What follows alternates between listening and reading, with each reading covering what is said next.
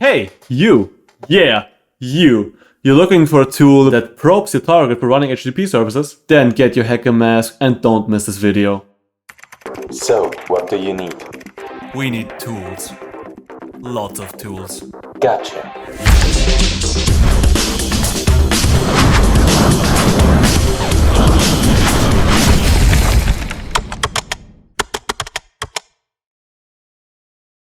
This is HTTPROBE, a lightweight tool that scans your target for HTTP and HTTPS services, and it's not only a great tool from the master himself, Tomnomnom, but it's also a CMD tool that follows the Unix philosophy of creating compact, clear and modular tools.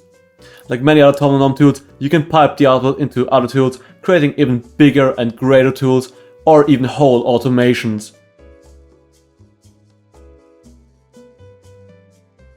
So, after this amazing sales page, you probably want to get your hands on this tool, right? But how do we install it? You can either download it from the official release of Tom's GitHub.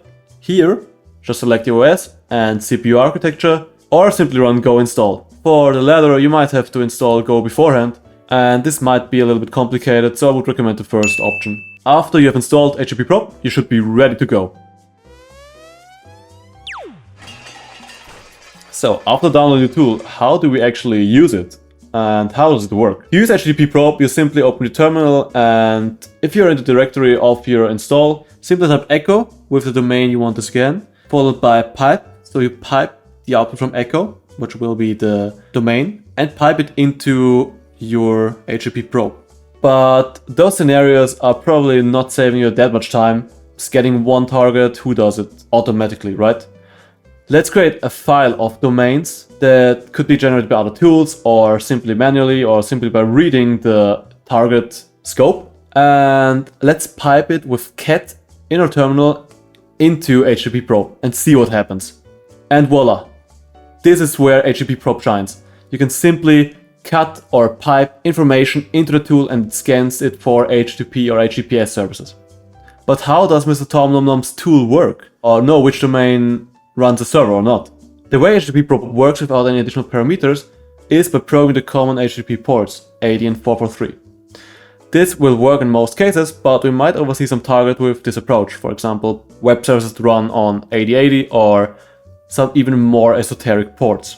But the tool got you covered, and that's what we will cover in the next part.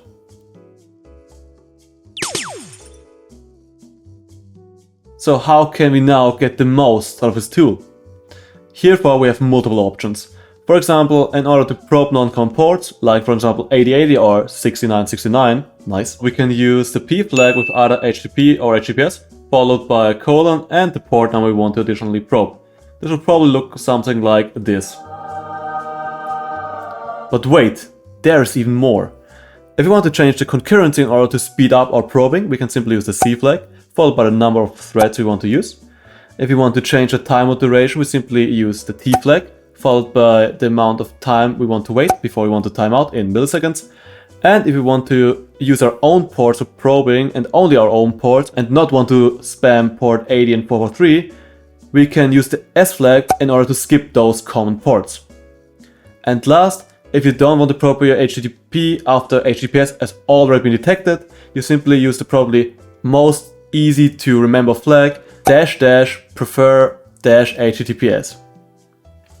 Nice.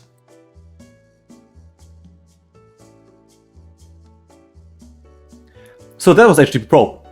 I hope you learned some stuff, and it's definitely a great tool that should be in every hacker's toolbox and should find a place in every automation. I know that there are a lot of other options out there that scan for even more stuff, but the simplicity of HTTPROBE is its most powerful trait.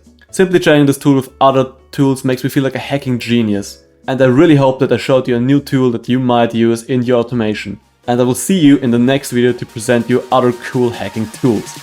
See ya!